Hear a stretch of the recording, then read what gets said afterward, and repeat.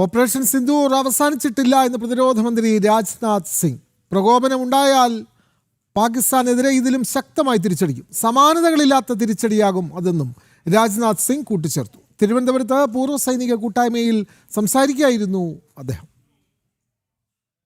അതിർത്തി കടന്നുള്ള ഭീകര പ്രവർത്തനങ്ങൾക്കെതിരെ കടുത്ത ഭാഷയിലാണ് പ്രതിരോധ മന്ത്രി സംസാരിച്ചത്. ആക്രമിച്ചാൽ സഹിക്കുന്ന കാലം കഴിഞ്ഞു, അടിക്ക് തിരിച്ചടി എന്നതാണ് ഭാരതത്തിന്റെ നയം എന്നും രാജ്നാഥ് സിംഗ് പറഞ്ഞു. ഓപ്പറേഷൻ സിന്ദൂർ അവസാനിച്ചിട്ടില്ലെന്നും പ്രകോപനമുണ്ടായാൽ ഇതിലും ശക്തമായി തിരിച്ചടിക്കും, അത് പാകിസ്ഥാന് താങ്ങാവുന്നതിലും അപ്പുറമായിരിക്കുമെന്നും രാജ്നാഥ് സിംഗ് പറഞ്ഞു.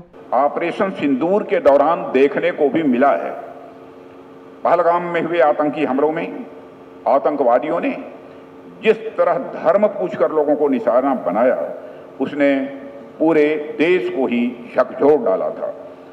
वह हमला सिर्फ हमारे लोगों पर नहीं था, वह भारत की सोशल यूनिटी और सोशल फैब्रिक पर किया गया एक बहुत बड़ा हमला था और इसके खिलाफ भारत ने बड़ी और कड़ी कार्रवाई करते हुए पाकिस्तान में मौजूद आतंकी अड्डों और उससे जुड़े अन्य इंफ्रास्ट्रक्चर को തബാഹ് കർ ദിയാ. രാജ്യത്തെ സൈനികരെ അപമാനിക്കുന്ന സമീപനമാണ് കോൺഗ്രസ് സ്വീകരിച്ചത്. മുംബൈ ആക്രമണത്തിൽ വീരമൃത്യു വരിച്ച സന്ദീപ് ഉണ്ണികൃഷ്ണന് ഉചിതമായ ആദരവ് നൽകിയില്ല. മോദി സർക്കാർ വന്നതിന് ശേഷമാണ് വൺ റാങ്ക് വൺ പെൻഷൻ അടക്കമുള്ള പദ്ധതികൾ നടപ്പിലാക്കി സൈനികർക്ക് ആദരവ് നൽകിയതെന്നും രാജ്നാഥ് സിംഗ് പറഞ്ഞു. और मैं आप सभी को सैल्यूट करता हूं, क्योंकि आपने इस देश के रक्षा के लिए अपने जीवन का बहुत बड़ा एक हिस्सा राष्ट्र सेवा में लगाया है, इसलिए मैं आपको सैल्यूट करता हूं.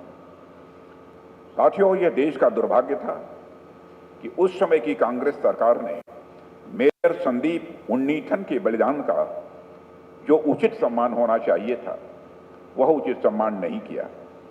मगर आज हमारे प्रधानमंत्री श्री नरेंद्र मोदी के नेतृत्व में एनडीए की सरकार के समय में सेना और सैनिकों का सम्मान में हम किसी भी प्रकार की कोई कमी नहीं रखते हैं. ചടങ്ങിൽ രാജ്യത്തിനു വേണ്ടി പോരാട്ടം നയിച്ച വീരസൈനികരെയും കാർഗിൽ യുദ്ധത്തിൽ വീരചരമമടഞ്ഞ ജെറി പ്രേമരാജിന്റെ അമ്മ ചെല്ലത്തേയെയും ആദരിച്ചു. പ്രതിരോധ രംഗത്ത് രാജ്യം വലിയ മുന്നേറ്റമാണ് കൈവരിക്കുന്നത്. പ്രതിരോധ ഉപകരണങ്ങൾ വാങ്ങുന്ന രാജ്യം എന്നതിൽ നിന്ന് പ്രതിരോധ ഉൽപ്പന്നങ്ങൾ വിൽക്കുന്ന രാജ്യം എന്ന നിലയിലേക്ക് ഭാരതം വളർന്നു. 2047 ഭാരതത്തെ ലോകത്തിലെ തന്നെ ഏറ്റവും മികച്ച നാവികസേനാ ശക്തിയായി മാറ്റുമെന്നും രാജ്നാഥ് സിംഗ് കൂട്ടിച്ചേർത്തു. BJP കേരള പ്രഭാരി പ്രകാശ് ജാവദേക്കർ, സംസ്ഥാന ജനറൽ സെക്രട്ടറി S സുരേഷ് തുടങ്ങി നിരവധി പേർ ചടങ്ങിൽ പങ്കെടുത്തു. ജനം, തിരുവനന്തപുരം.